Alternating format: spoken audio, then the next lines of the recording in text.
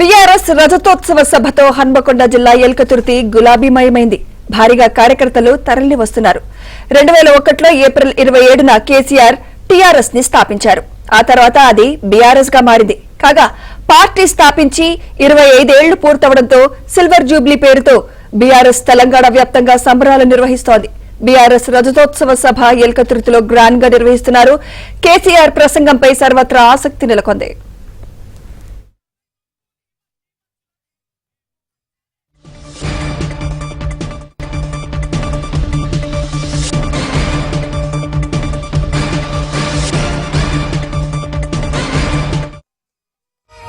दो तीन चार पाँच छह सात मादी तेलंगाना जाति नर नरमुन बुन्नदी नीति मादी तेलंगाना जाति नर नरमुन बुन्नदी नीति మా బతుకంతా నిత్యం పోరు మాకు సాధెవరు లేనే లేరు బతుకంతా నిత్యం పోరు మాకు సాధెవరు రణధీరులు ప్రతి ఒక్కరు చెగువరలు కాకతీయ ఉద్యమాల కార్ఖానరా నైజాం వ్యతిరేక పోరు తెల్లోడితో సమరహోరు ఏకకాల యుద్ధపు చరిత మాదిరా అదునెక్కిన తీర్మానులు ప్రశ్నించిన ధూమ్ధాములు నమెచ్చిన ప్రజాకం అతిపాతక ఫిరంగిల్ల చేసినామురా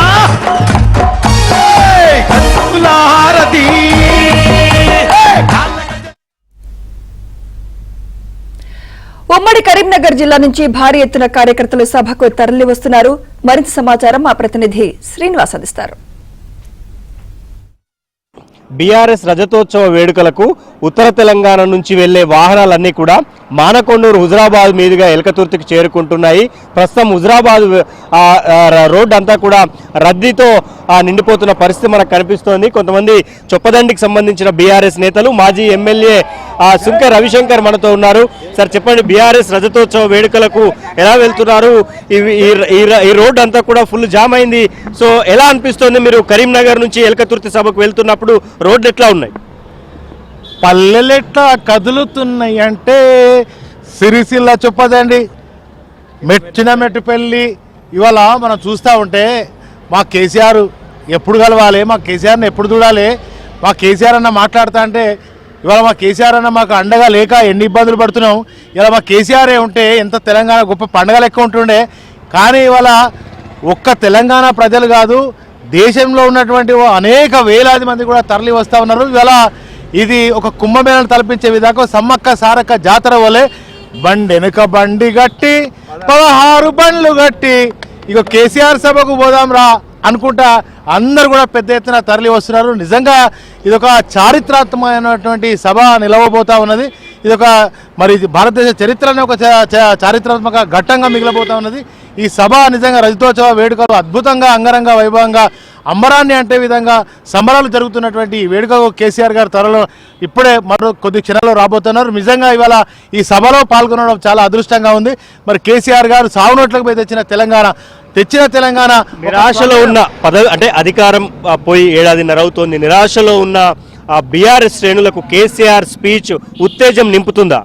బరాబర్ చాలా గుండెల నిండా ఉత్సాహాన్ని నింపడమే కాదు, మళ్ళీ త్వరలోనే అధికారంలోకి రాగలిగేటట్టుగా ప్రజలతో మమేకమై ఇవాళ అధికారంలో లేకపోయినా ప్రజల పక్షాన బీఆర్ఎస్ పార్టీ కొట్లాడుతుంది, నిలబడుతుంది.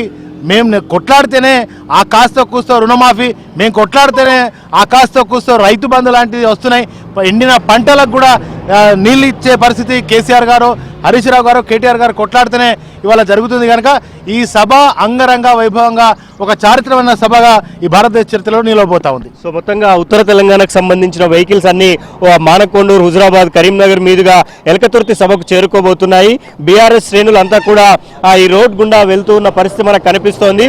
అటు ఆర్టీసీ బస్సులతో పాటు ప్రైవేట్ వెహికల్స్ అన్ని కూడా వెళ్తున్న పరిస్థితి మనకు కనిపిస్తోంది. సో కేసీఆర్ స్పీచ్ కోసం అయితే ఎక్కువగా బీఆర్ఎస్ శ్రేణుల్లో కొంత ఆసక్తి అయితే నెలకొంది. Video journalist Sampath Srinivas, ABN Andhra Jyothi.